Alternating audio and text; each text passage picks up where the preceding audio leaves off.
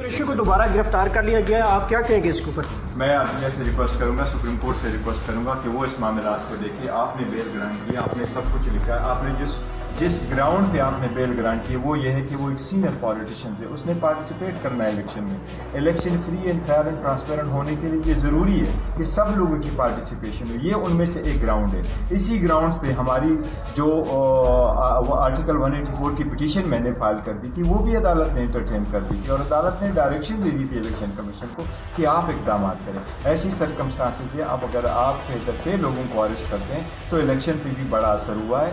Secondly, Shah Mahmood Qureshi صاحب کو پہلے بھی کئی مرتبہ ایسے بار بار اریسٹ ہوتا رہا ہے. ابھی 3 MPO کی تو کوئی گنجائش نہیں ہے اس ملک میں. 9 مئی کے حوالے سے اطلاعات آ رہی ہے کہ 9 مئی وہ 3 MPO کے لیے پیسے واپس ہوا. اگر اس نے واپس کیا تو دیکھو نا، یہ اس کا مقصد یہ ہے کہ جب تک آپ کوئی اور نیا کیس نہ تیار کرو تو آپ اس کو ریٹین کرو 3 MPO کو. یہ لوگوں کی بنیادی حقوق کی خلاف ورزی ہے. میری اسلام آباد ہائی کورٹ سے بھی ریکویسٹ ہوگی کہ آپ نے اس میں ایکشن لیا تھا، آپ کائنڈلی لوگوں کی جو فنڈامنٹل رائٹس ہیں اس کے پروٹیکشنز کے لیے ایکسٹراڈنری قسم کے آرڈر پاس کریں تاکہ لوگوں کے فنڈامنٹل رائٹس پروٹیکٹ ہوں.